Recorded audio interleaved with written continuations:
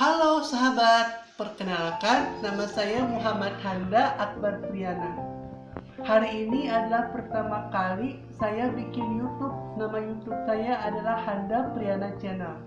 Jangan lupa di like, komen, subscribe, dan share kepada teman-teman kalian. Oke, hari ini kita akan bahas tentang dua wanita mulia di zaman Fir'aun. Yang pertama, Asyah. Kalian semua pasti sudah tahu Asyah adalah istri dari Fir'aun. Asyah memiliki paras yang sangat cantik. Saking cantiknya membuat Fir'aun jatuh cinta kepada Asyah.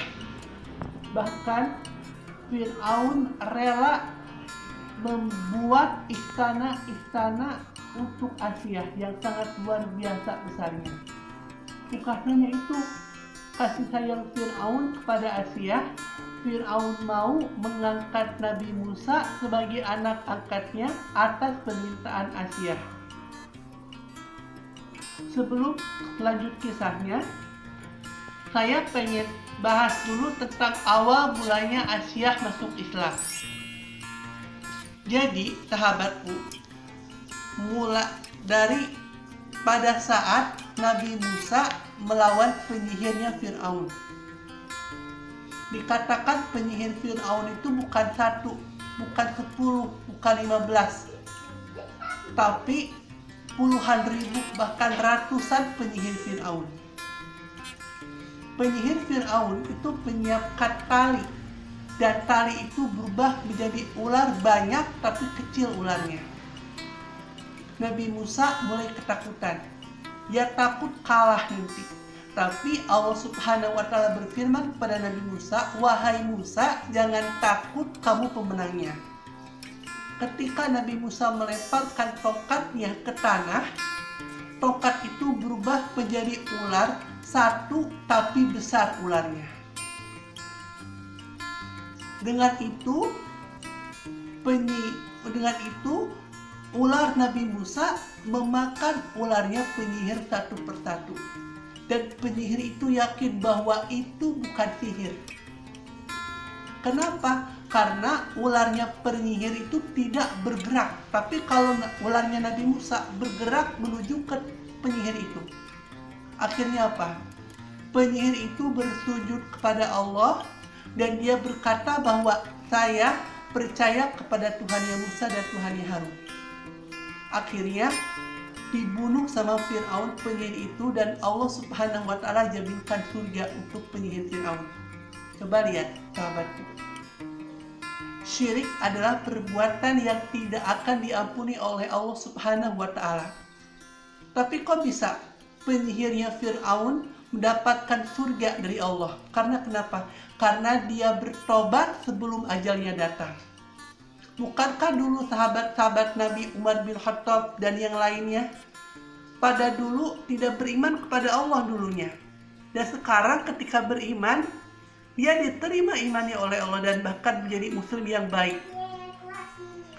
Jadi musyrik yang kekal itu seperti apa?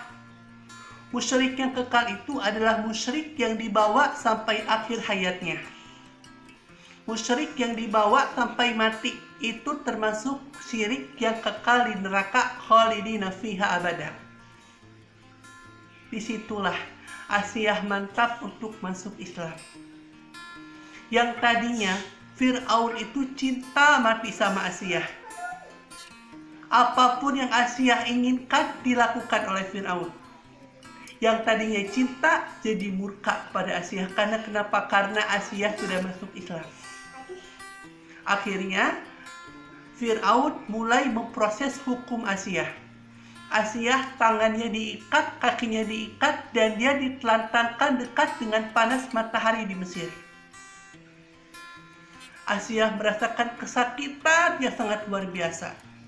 Bukan hanya itu, Asyah dilemparkan batu dari jauh. Tapi walaupun begitu, Fir'aun masih kasih harapan, masih kasih kesempatan untuk Asyah untuk berpikir.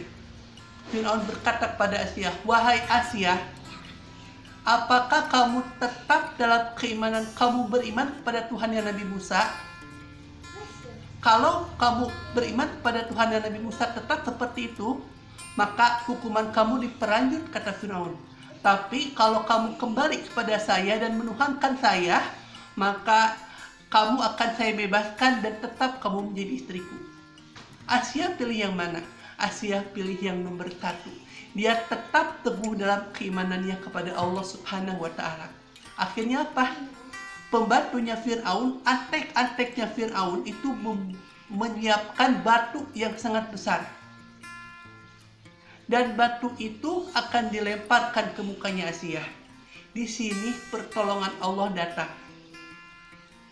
Asia berdoa kepada Allah Subhanahu wa Ta'ala, "Ya Allah, perlihatkanlah saya pemandangan surga dan selamatkanlah saya dari kejahatan anak-anak Fir'aun dan anak buahnya." Akhirnya apa? Waktu-waktu ketika matahari panas menjadi gak panas lagi. Dan Asia melihat sebuah pemandangan yang mala ain ru'at wala udunun sami'at wala khoto ala qalbil bashar. Tidak pernah terlihat oleh mata, tidak pernah terdengar oleh telinga, dan tidak pernah terpetik di dalam hati manusia. Pemandangan apa yang Asia lihat? Pemandangan surga. Asia melihat istana yang Allah berikan untuk Asia. Ia bandingkan dengan istana yang dibuat oleh Fir'aun. Asia tidak menyukai apapun sama sekali istana yang dibuat oleh Fir'aun. Dia lebih mencintai istana yang dibuat oleh Allah Subhanahu wa Ta'ala. Ia lebih suka. Dan ia semakin mantap bahwa Allah adalah Tuhannya. Suatu ketika yang tadinya Asia ketakutan karena merasakan panas matahari di Mesir menjadi tersenyum. Fir'aun keheranan. Ini anak lagi disiksa malah senyum-senyum sendiri. Padahal dia tidak senyum-senyum sendiri karena melihat pemandangan surga yang membuat Asia tersenyum. Dan ketika batu itu sudah ada di tangan anak-anaknya Fir'aun, antek-anteknya Fir'aun itu, ingin dilemparkan ke mukanya Asia batu itu, Asia tidak merasakan sakit. Kenapa? Karena ruh sudah diangkat duluan oleh malaikat ke langit. Ruh tanpa jasad artinya sudah meninggal. Jasad tidak akan merasakan sakit karena ruhnya sudah diangkat duluan oleh para malaikat. Itulah akhir hayat wanita mulia Asia. Dan di surga nanti setiap penghuni-penghuni surga itu akan berpasang-pasangan. Jelas pasangannya Asia Fir'aun termasuk orang yang kekal di dalam neraka khalidina fiha abada. Pertanyaannya, siapa yang akan menjadi pendamping hidup Asia di surga? Rasulullah Muhammad SAW. Allah kasih bonus Muhammad SAW untuk dinikahkan dengan Asia. Itu yang pertama. Yang kedua, kita akan membahas tentang Marsyifa binti Fir'aun. Marsyifa itu bukan namanya Marsyifa. Marsyifa itu ibaratnya seperti pembantu atau babu, ibu rumah tangga, babu atau pembantu kalau di Indonesia ini. Awal mulanya ketika Nabi SAW Isra Mi'raj. Ketika Nabi SAW Isra Mi'raj, Nabi mencium bau yang sangat wangi semerbak. Ini Nabi penasaran, bau kuburan siapa ini ya Jibril? Kata Jibril Jibril menjawab, ini adalah kuburannya Marsyifa. Bagaimana kisahnya? Seperti ini. Jadi ketika Marsyifa itu sedang menyisir rambutnya anaknya Fir'aun. Kalau kalian penasaran dengan kisahnya, silakan kalian lihat di YouTube Marsyifa binti Fir'aun, atau lebih jelasnya tukang sisir anaknya Fir'aun. Marsyifa ingin menyisir rambutnya anaknya Fir'aun. Sisir itu jatuh ke lantai. Marsyifa mengucapkan bismillah. Kedengeran sama anaknya Fir'aun. Wahai Marsipo, kata anaknya Fir'aun, kamu mengucapkan bismillah atas nama bapakku atau nama yang lain, katanya. Jadi kedengaran sama anaknya Fir'aun itu mengucapkan bismillah itu Marsipo. Terus ditanya sama anaknya Fir'aun, kamu mengucapkan bismillah atas nama siapa? Atas nama bapakku bukan? Apa jawab Marsipo? Bukan. Aku percaya pada Allah, aku mengucapkan bismillah atas nama Allah.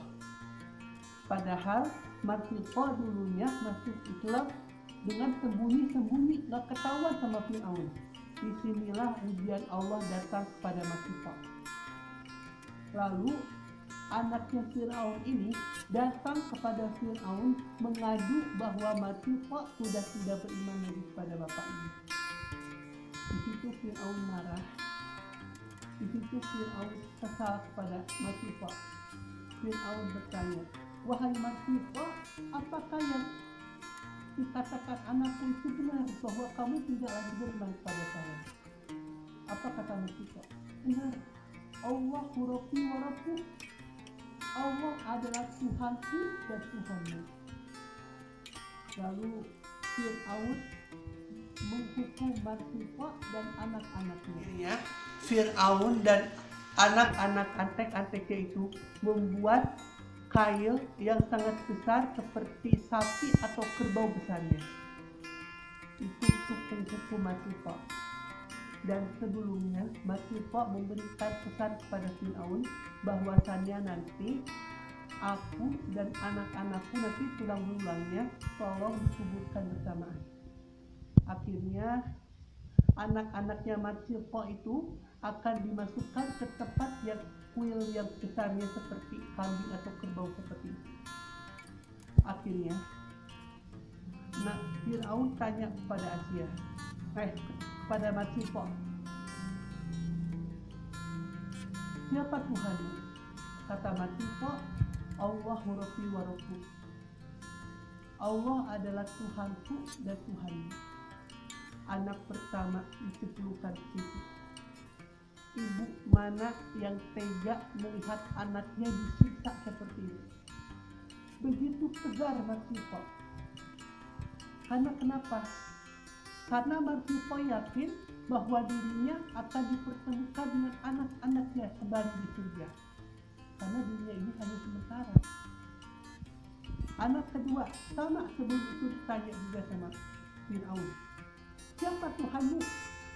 Kata Marsipo, Allahu Rabbi wa Rabbuh. Tuhanku adalah Allah.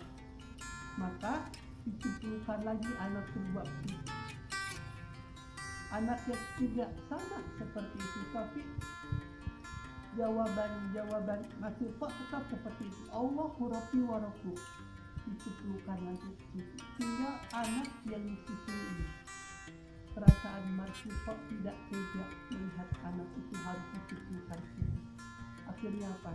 Di sini pertolongan Allah datang. Anak bayi itu bisa berbicara seperti Nabi Isa alaihi salam. Apa kata sang bayi ini? Wahai ibu, apa yang ibu katakan itu benar, apa yang ibu perbuat itu benar. Bahwa Tuhan yang sebenarnya itu adalah Allah Subhanahu wa Ta'ala. Akhirnya ibu sang anak langsung melompat ke kuil yang sebesar sapi itu. Subhanallah. Itulah kisah dua wanita mulia. Mudah-mudahan kita bisa dicontohkan, bisa memetik hikmah dari cerita ini. Insya Allah bisa bermanfaat buat kalian semua. Wabillahi taufiq wal hidayah. Assalamualaikum.